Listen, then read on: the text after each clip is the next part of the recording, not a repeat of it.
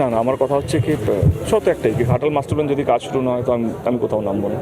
এটা আমার মনে হয় কি সবাই জানে, বাট আমার পুরো বিশ্বাস, দিদিও দুদিন আগে বলে গেছেন যে 2 বছরের মধ্যে তিনি চাইছেন কি কাজটা শেষ হোক, কিন্তু আমরা সবাই জানি কি এটা 4-5 বছর লাগবে। It's big project. আমার তো কাউকে না কাউকে তো বিশ্বাস করতে হবে। আমি 10 বছর কেন্দ্র সরকারকে আমরা সবাই বিশ্বাস করেছি, এবং ঘাটালের 10 বছরে আমি এমপি, আমি দিদির কাছে কথা নিয়েছি বা দিদি আমাকে কথা দিয়েছে, এবং দিদি ঘাটালে এসেও বলেছেন, এবং অভিষেকবাবু এসে ঘাটালে এসে বলেছেন যে রাজ্য সরকার সেটা করবে।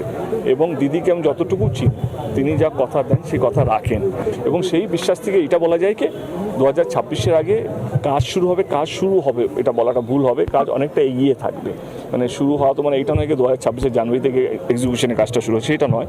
মানে 2025-এর মধ্যে কাজটা শুরু হবে। 2026-এ যখন ইলেকশনটা হচ্ছে তখন অনেকটা কাজ এগিয়ে থাকবে, এটা আমার বিশ্বাস। এটা হচ্ছে দীপক অধিকারী আজ যা বলেছেন। তিনি আজকে গিয়েছিলেন ঘাটালের সংসদীয় এলাকায়, বিভিন্ন জায়গায় ঘুরেছেন, ত্রাণ দিয়েছেন।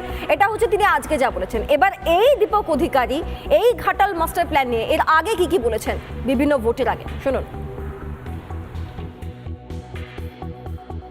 এইবারেও আসার একটাই কারণ ছিল কি দিদিকে দিয়ে ঘাটাল মাস্টার প্ল্যানটা করানো, যেটা ঘাটাল লোকসভা কেন্দ্র 60-70 বছরের দাবি। দিদি যখন বললেন হ্যাঁ আমরা রাজ্য সরকার সেটা করবে, এবং দিদি যে বিশ্বাস নিয়ে আমাকে বললেন সেই বিশ্বাসটা আমি বিশ্বাস করলাম, এবং দিদি সেটা মঞ্চে গিয়ে বললেন, এবং সেই অ্যামেন্ডমেন্ট নিয়ে এই বছরেই সেই কাজটা শুরু হবে।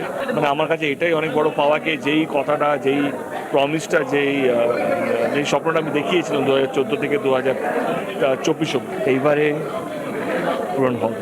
এটা ঘাটাল লোকসভা কেন্দ্রে যারা থাকে, সবং বিশেষ করে সবংয়ে আগে বাড়িয়েছিলেন বন্যার সময়কে, যারা বন্যা প্লাবিত হয়, মানে যে জায়গাগুলো বন্যার মধ্যে ডুবে থাকে, সেইখানকার মানুষ বুঝতে পারবে এই ঘাটাল মাস্টার প্ল্যানটা কতটা জরুরি। আমি হয়তো অতটা রাজনীতি বুঝি না, কিন্তু আমি এইটুকু বুঝি যে এই ঘাটাল মাস্টার প্ল্যানটা ঘাটাল লোকসভা কেন্দ্রের মানুষের জন্য কতটা জরুরি। তবে দিদি আমাকে প্রস্তাব দিল যে যদি দাঁড়াই তাহলে ঘাটাল মাস্টার প্ল্যানটা উনি করে দেবেন, এবং আমার কোথাও যেন মনে হলো যে ঘাটাল মাস্টার প্ল্যানটা এটা স্বাধীনতার আগের থেকে সমস্যা, এই যে বন্যা হয়ে যায়, এই যে জল ভরে যায়, বাড়িতে জলের তলায় ডুবে থাকে, 10 বার দাঁড়াবো যদি ঘাটাল মাস্টার প্ল্যানটা সম্ভব হয়। আমার আপনারা হয়তো জানেন কি জানি না, ইতিমধ্যেই নির্বাচন কমিশনের কাছে চিঠি পাঠানো হয়েছে ঘাটাল মাস্টার প্ল্যানের কাজ শুরু করার জন্য। এটা কোনো প্রতিশ্রুতি নয়, এটা কাজ শুরু হচ্ছে, এটাই বলতে চলেছি। শুনলেন বিভিন্ন সময় ঘাটালের সাংসদ দীপক অধিকারী এই কথা, এবং প্রত্যেকটা কথাই খুব গুরুত্বপূর্ণভাবে ভোটের আগেই তিনি বলেছেন। অবশ্যই এটা বলাটাও বোধহয় ভুল, তার কারণ ভোটের আগের সময় ছাড়া তাকে কতবার তার সংসদীয় এলাকায় দেখা যায় এটা নিয়েও অনেকে প্রশ্ন তোলেন। যাই হোক, এটা নিয়ে রাজনৈতিক যারা এখানে ব্যক্তিত্বরা বসে রয়েছেন তারাই বলবেন। তবে কয়েকটা বিষয় এখানে রয়েছে, কয়েকটা প্রশ্ন রয়েছে। আমি সেই প্রশ্নগুলো একটু রাখি আগে, তারপর আমি ফের আলোচনায় আসছি। প্রথমত, কেন্দ্র এই ফ্লাড ম্যানেজমেন্ট এবং বর্ডার এরিয়ার অন্তর্ভুক্ত করে এই গোটা ঘাটাল মাস্টার প্ল্যানটাকে করা হয়। আচ্ছা, তারপর ওই 2022 সালের কথা বলছি আমি, এটা ওই বছরই ইনভেস্টমেন্ট ক্লিয়ারেন্স দেওয়া হয় ঘাটাল মাস্টার প্ল্যানকে, 2022। আরও একবার আপনাদেরকে বললাম। এছাড়াও এরপর প্রশ্নটা হচ্ছে যে রাজ্যের তরফে তাহলে খরচে কোথায় আপত্তি রয়েছে। প্রসঙ্গত আপনাদেরকে জানিয়ে রাখি, সর্বশেষ যেটা সিদ্ধান্ত নেওয়া হয়েছিল যে দুই তরফ থেকেই ইকুয়ালি ডিভাইড করা হবে, টাকার খরচটা ইকুয়ালি ডিভাইড করা হবে। তাহলে রাজ্যের তরফ থেকে কি সমস্যা? তৃতীয়ত, এরপর ভোট ব্যাংক অক্ষুণ্ণ রাখতেই কি এই জমি জটের সমস্যাটাকে জিয়ে রাখা হয়েছে?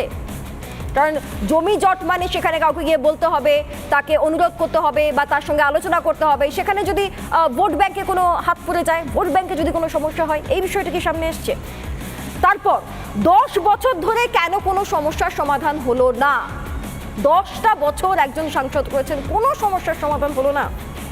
এছাড়াও যে প্রশ্নগুলো আসে যে রাজ্যের তরফে সমস্যা মেটাতে শুধুমাত্র ব্লেম গেম করা ছাড়া, শুধুমাত্র অপর দিকে আঙুল তোলা ছাড়া আর কি করা হয়েছে এই 10 বছরে, প্রশ্ন রইল। এবং শেষ প্রশ্ন আমার, যে বন্যা এলেই ঘাটাল মাস্টার প্ল্যান একটা ললিপপের মতো কাজ করে কিনা, বা রাজনীতির সময় তো ললিপপের মতো কাজ করে কিনা।